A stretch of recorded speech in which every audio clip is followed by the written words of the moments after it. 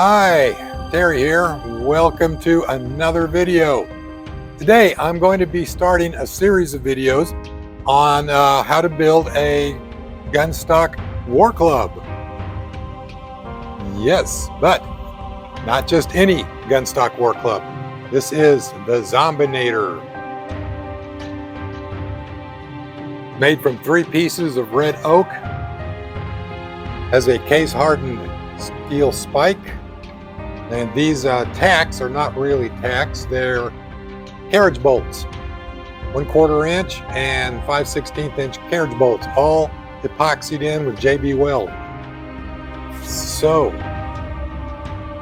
yeah, this is it's got a nice weight to it, good balance. The balance on it is like right here.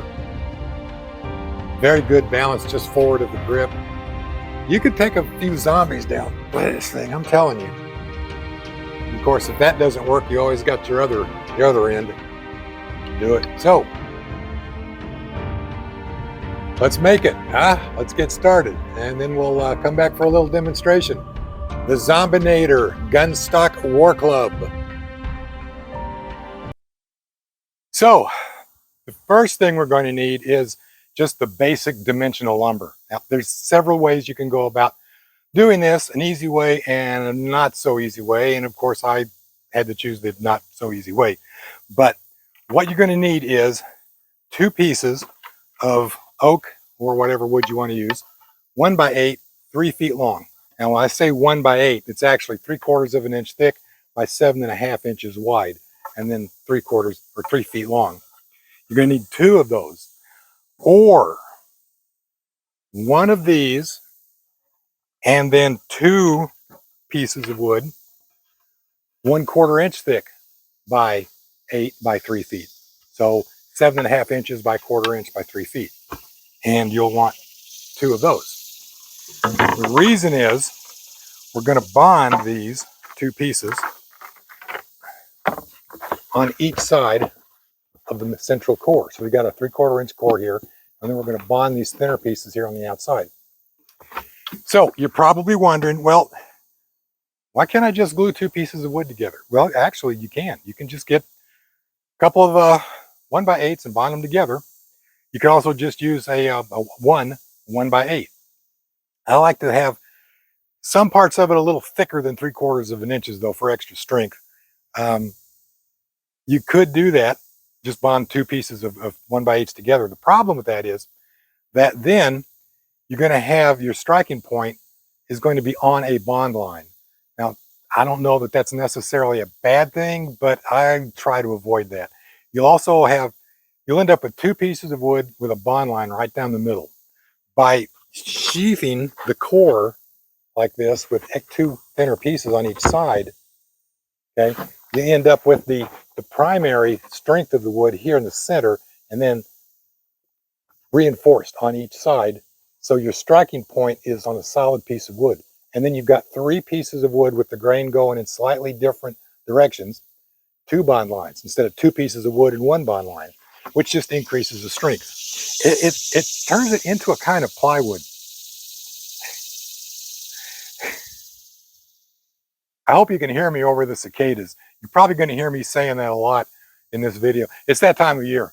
Man, these things are everywhere. I love the sound. I mean, don't get me wrong. I love living in the country. I love listening to them. But sometimes it's hard to carry on a conversation over the noise these things make. So anyway, the easy way would be to buy 1 pre-cut 1x8, 36 inches long, and 2 pre-cut 1/4 inch by 8s, 3 feet long. My lumberyard didn't have any pre-cut oak wood or of any kind of wood in those dimensions, so I had to do everything the hard way. So I bought a single 1x8, 6 feet long. Then I cut it down into 2 pieces. Then I sliced 1 of those pieces in half on my table saw, except that my table saw is too small to cut an 8-inch board in half. So I had to cut a strip this way, then I had to cut a strip this way, and that left a piece down the middle, which I then had to go through with a sawzall. So I'm going to show you that very briefly here in a minute. finally ended up with the 3 pieces that I need. Hey, you do what you got to do, right? So anyway, I've got the dimensional lumber cut, and then we'll go through the design stage.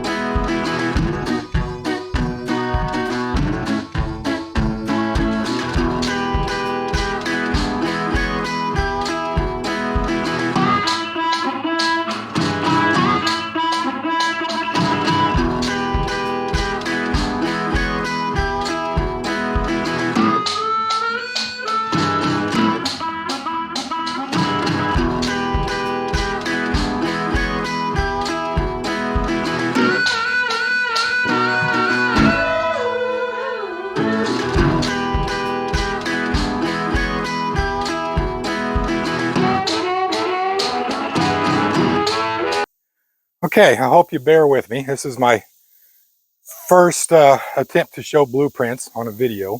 Normally I don't work the blueprints. I just draw it out on the board and cut it out and get started. So I know you can't see this very well. So yeah, I drew it out full size, and I'm going to show you some close-up blueprints now in case you want to make one of these yourself. So this shows the overall shape and all of the relevant major dimensions. I'm going to do a close-up of each end here on the next set. One change I do want to point out is where I drew this as a point, I actually changed that and flattened it out. I'm going to show you that in the next slide. And then this is just a general cross-section of what this blade will be shaped like. So you can get a freeze frame of that and print it.